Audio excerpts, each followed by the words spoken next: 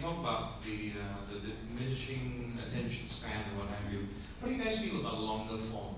I mean, longer form stuff. The social networks where they share artwork and writing and stuff like that. What do you think about that? I can only speak from personal experience, so this might be completely irrelevant to everyone here. But I used to blog. Well, I've been a blogger now, I guess, for about 10 years. And this began before we had things like WordPress. So I was actually uploading static HTML files to my web server, and I really wanted people to know what I was doing. I guess I'm that vain. And then eventually I went on to create some basic software that did do it for me. This is, again, almost 10 years ago. And then last year I actually started my first open source project, and it's a piece of software that aggregates your activity across the internet. Primarily because I couldn't be bothered to blog anymore. I didn't want to do these long form blog posts. I felt that it was just taking up too much time. It really doesn't, right? But I was just lazy, I guess. And I thought, oh yeah, this is the future. This is where we're all going. Because everyone's on Twitter now, and we're all, it's all going back to short form. Sorry, not going back to short form. It's all aiming towards, everything becoming shorter and shorter.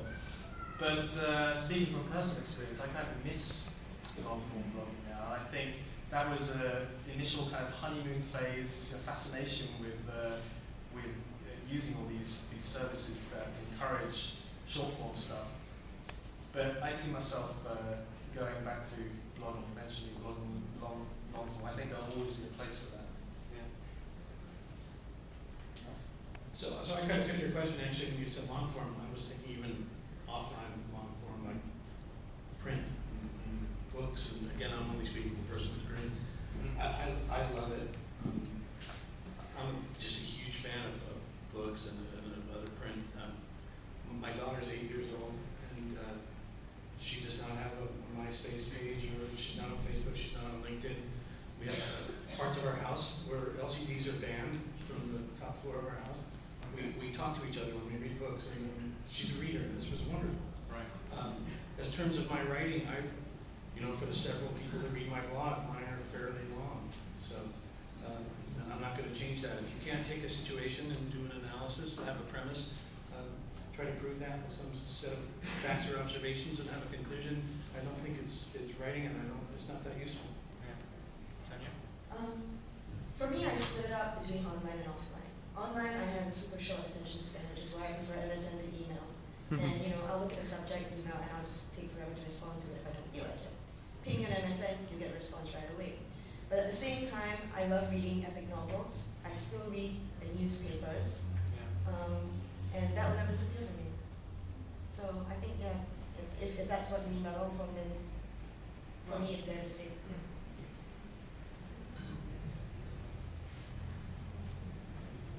I guess in some ways we are seeing